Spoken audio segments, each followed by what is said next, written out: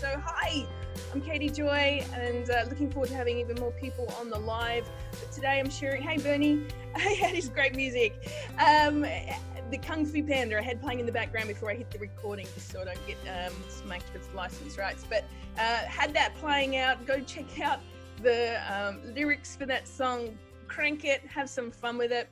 But I wanted to pop on in and share a live today. And if you're watching the replay, please hit the subscribe button or come and join us inside the Awakened Soul Revolution community group. It's a free community, provide heaps of amazing value. And if you're in YouTube, hit the subscribe and like if you love this content. Today, I'm going to share with you how to respond to people who think you are nuts. Or worse, they outright reject you. Yep. There's a lot of you who, there's a great comment thread. Let me just bring this one up here. One of the community members and my clients, Melanie, actually asked a question or put it out there to share that there was a response from certain people in her life that, it was quite a difficult response, but then found out that she was kind of laughing to the experience as opposed to previous experiences where maybe felt isolated and maybe even hurt about the responses. So raise your hand or let me know below if you trying to wake people up to some truths and they think you are cray cray. And they don't hold back from sharing with you and telling you so, right? They really don't hold back, which can be really challenging in itself. And it's not necessarily a fun experience. So what I wanted to address was really bringing the attention to this and sharing with you how I have facilitated myself to be in a place of strength, to be able to have conversations with people, and also tuning into having the discernment to have the boundaries and the discernment of when and where of what to say, and the wisdom of when and where and with who of what to share at any given moment. I've just come off a live group call with my amazing program group called the Awakened Soul Program. It's currently closed right now. You can't access it. I know there's a few of you that are trying to or you're wanting to, but right now that cohort is closed. However, I will pop the link up above and you can jump on the wait list for the next one because I will do another one. Hey, Tony. Hi, Bernie. Let me know if you're popping on. Let me know. That'd be great. So if you'd like to be on the wait list to get the information for learning how to have these skills to get into tune with your intuition, how to reshape your identity and how to recreate your reality moving forward in your power to be able to facilitate not only your transformation, but the transformation of other people around you by shining your light. So that link will be above a little bit later after the call. I'll add it there. Or if you're on YouTube, it'll be down in the description box. So this is a really big one because we have been socially conditioned as part of the social engineering to keep our voice contracted, be out of the heart, have our perception hijacked and controlled. And, have you ever noticed it's really difficult for sometimes, like even when you show evidence of a truth and people just don't want to see it? It can be really, really frustrating because it's like if you're aware of it and someone's not open to even considering it or looking at it. In fact, it's the outright rejection of it. You're crazy, or have you lost your plot? Oh, I'm a bit worried about you. Those sorts of responses, if you've had any of those before, one of my first key messages that I want to share with you is that people and all human beings, they don't reject you, they reject the message, because the message is a threat to their belief system. And if their belief system is feeling challenged about what's true or not true, and they're not really open to facilitating some different questions, or they don't even necessarily tuned into having the tools available to themselves and using them to be able to ask quality questions that will lead to curiosity or maybe just information without it being a direct attack in their own perception. So is this making sense? So if someone is attacking or defensive, it's because at some level they're feeling like they're under threat. And so that information that you might be sharing with them, if they don't have another place of possibility of stepping into, and you're trying to take something away from them, it's not your intention, you're trying to wake them up, which to them, their perception is you're taking away their security, even if it's a false lie. a false truth, and it's a lie. They're living in an illusion. But people get contained and contracted into this state of being because they want certainty and security over freedom. They say they want freedom, but you challenge them with that if they don't have a new possibility to step into and the tools to facilitate that bridge from that one place that's falling away into the place where they possibly can step into or fly into. Well, then that becomes a threat to them, because in their mind, in their ego mind, and this is for all humans, this isn't like a slight against the ego. This is just helping you understand that if it's coming from the mind will go into defense. It will want to shut down any potential threat. Is that making sense? Now, I know from working with so many of you as well, that even if, like, being awake, there is times when you shut down. Think about that. Think about where you've shut something down, the message rather than, and the messenger, because it's shaking something up in you and it's too challenging or too confronting to deal with in that moment. So how to respond to people who think you are nuts, having that awareness of psychology and understanding of what's going on at the subconscious level is really paramount to reframe the situation. You realize, one, they're not attacking you, and they're not calling, they might verbally call you nuts. It might be perception that they're attacking you, but what they're really trying to do is stop the message, not you as the person. They want to feel safe. So using that, think about the language that you could use or the possibilities that you could create that by you being this state of possibility, that then gives them a more powerful bridge to be able to be receptive to what you're sharing. Now, other thing I want to bring up, because a lot of people are really freaking out about what's, all the things that are coming to the top. There's a lot of ugly coming to the top right now. I'm like, yes, this is exciting. And for those of you that don't know, my background is a paramedic. I'm used to swimming in the Petri dish of society, right? I've had that experience. But the thing is, you've got to be able to look at the ugly and clean through the ugly to create the healing, right? You can't just, the other day, for example, I shared a brief story about, it was a very memorable one, where I went to a job where a guy had come off a quad bike, no helmet, been drinking, had got to the scene. It was dark, so I had the spotlights from the ambulance and my torch looking at his head. It was bleeding, but he had, could see the skin line here, and he had all these lumps all going on. And what had happened is he'd come off his quad bike and gone through a gravel pit, de-scalped himself, and just, panic, pulling the flap of his skin of his head back over the top with all the gravel entrapped underneath. Now, that's pretty graphic, right? But could you imagine us saying, as medical professionals, going up, nope, just ignore all the ugly, we'll just, move forward, create the healing, just create the healing. Like, there's got to be some facilitation of cleaning out the old to be able to create the opportunity for alignment for healing. And that's what's happening right now. In your immediate families, in your broadest community, and with strangers that you haven't even met yet. What I want to invite you to understand is that we need to celebrate all of the stuff coming up, but don't buy into that storyline and perpetuating that as it's a current reality. It's a lag in time of the movie line, the script showing up so people can wake up. They're confronted with stuff that helps them shake up, wake up. You don't actually have to do anything particularly to wake them up. Your best facilitation is to be the light. Be the possibility for them to step into as an alternative to what they're currently experiencing. You can't do that if you're freaking out with fear. You can't do that if you're worried about how people perceive you and you're afraid to speak the truth and share the truth and do it in a loving way, not a fearful way. If you do it in the fear frequency, please pause and stop, because it's not facilitating a successful or useful change. It's contributing to the fear mongering. If you're coming from an intention of fear, I've got to tell people because they're going to wake up because we're all going to die. Well, what if you choose to step into the storyline of we already are moving into a higher evolution, because it's true. But you need to believe that, and you need to not believe it, but like know it.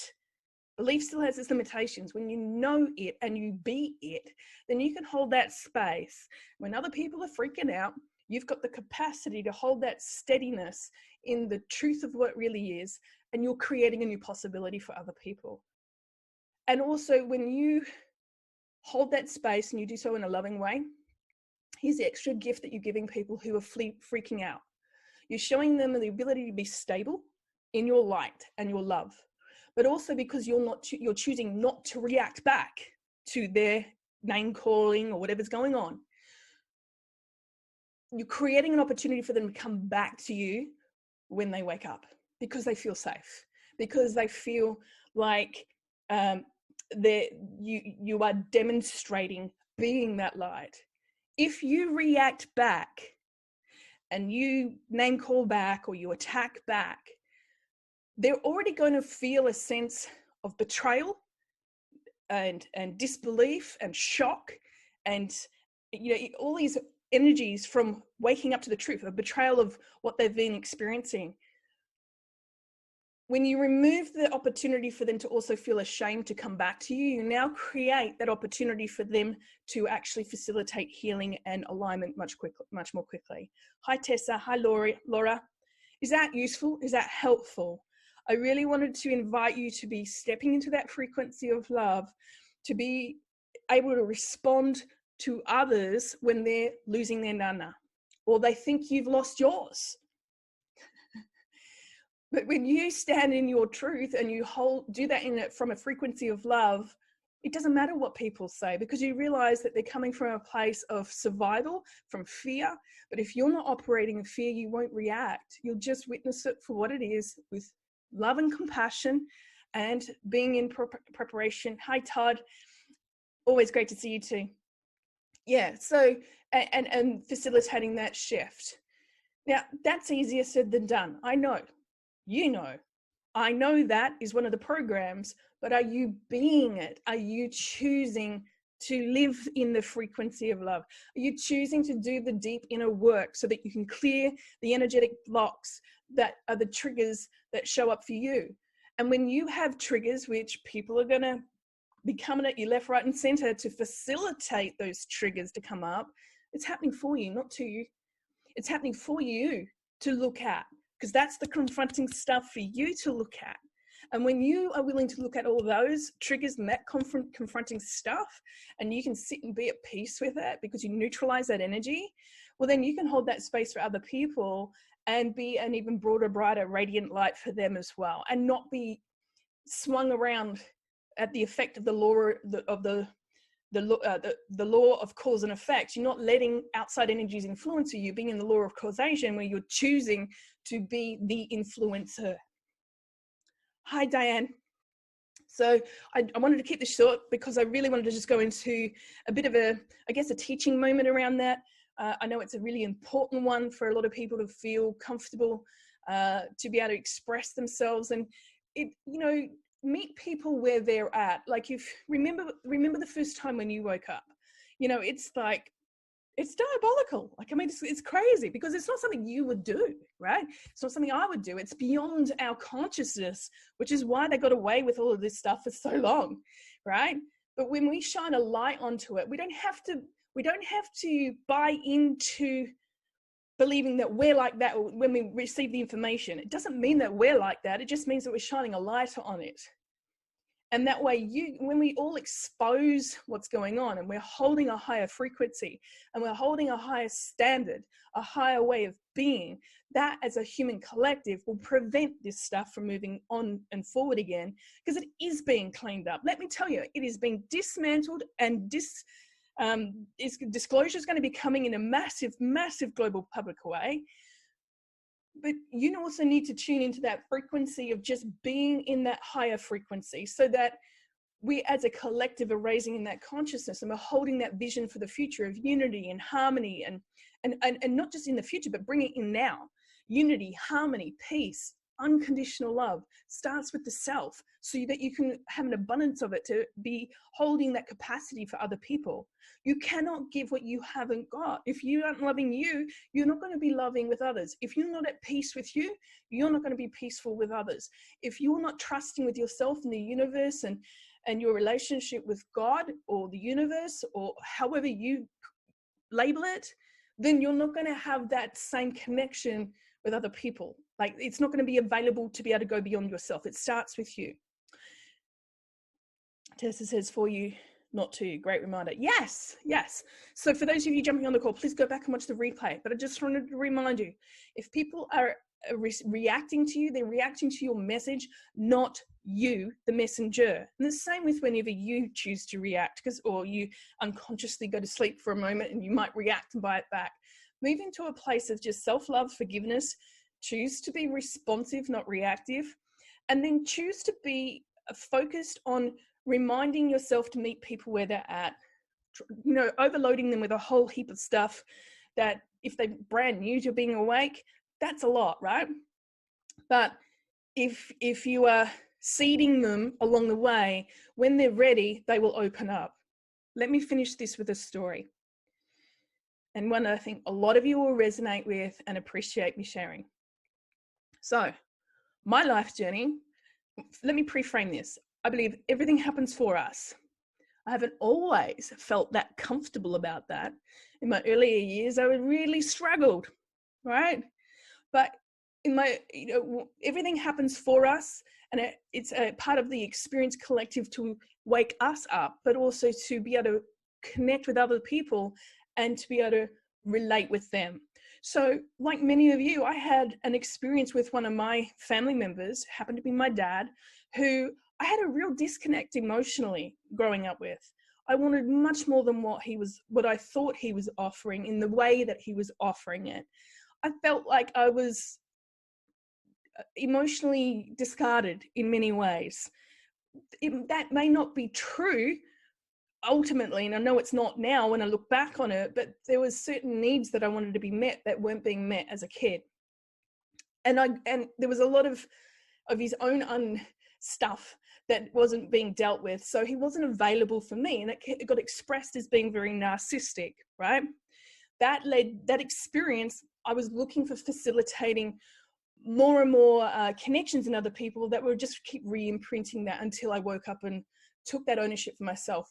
It was literally when I stopped expecting my father, my dad, to be the parent to me that I always wanted to be, that I stepped into that place and I loved myself. When I fully went into a place of loving myself and parenting myself at the fullest, gorgeous, most delicious, yummy, energy, that's when my relationship with my dad started to shift, because I gave him the possibility of how to move into, and I was holding unconditional love and space for him. I let go of any attachments about he should know better, he's the dad, he's the parent, blah, blah, blah, all these projections. But who says that that's the rules? And I've tried to tell my dad anything in life, things that I've got valuable knowledge on, and for many years he wouldn't listen.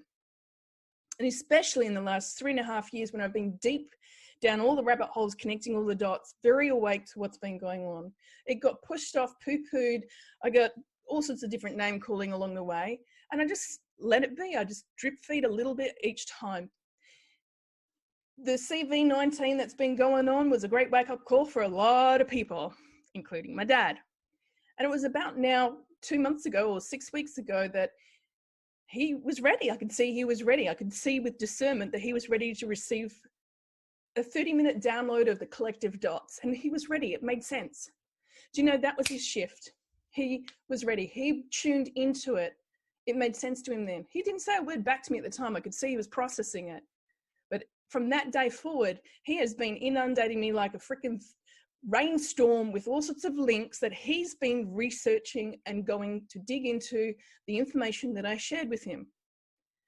And so I wanted to share this experience with you, because not only has that awakening for him been something that's drawn us closer, but because I've tuned into the possibility of love and loving myself and being whole in my own state, I'm showing that possibility for him when he didn't necessarily have the tools to do it before, because we're all being caught in this matrix system, in this conditioning, in this program. You don't wait for other people to step up to lead you. You step up and lead them. You be the light. You be that possibility. That becomes the new message, so that casts the vision and the safety. When people learn about the darkness, it exposes the darkness. Instead of having people go through dark rooms and tunnels feeling afraid about what they're going to find, your light exposes what's going on And it also shows people the possibility of how we're all moving into a higher frequency so that there is a solution to what's going on. Is this valuable? Does it make sense? Laurie says, I've been working on all these ideas intentionally this year. Fantastic. Awesome. So please take this message and tune into the frequency of love for you and who you be. Use your language wisely. Don't tune in and repeat and perpetuate what is currently going on. Tune into the frequency of the vision that starts within. It's already happening. But if you had locked your attention into a scary, fear-mongering story, that's all you're going to witness, and you'll tune out of all the other possibilities. They also coexist at the same time. You get to choose. So choose from love, choose a higher vision, choose where we're all going as a collective humanity, bringing that attention, and just presume, have the positive assumption that people will wake up, that there's nothing bad happening to them, that they're having a life experience that their soul has requested, intended for them to have, so that their human experience is facilitated in this wake up. So have a positive story about what people are going to. May whatever dark circumstances they're going through be utilized for the force of good, for the power of good, for all of humanity. Start using that kind of language moving forward. All right, so much love, light, and manifesting. Lots of miracles in your life. If you've loved this message, then please comment down below. If you're in the Facebook or the YouTube or even on the Anchor FM and you're watching and listening to the podcast, but definitely please tune into the love of you, tune into that frequency, be that highest version of yourself, highest version of your life, highest version for all of humanity to step up into and to be in that frequency and be the invitation for people to join you. I love you. Take care.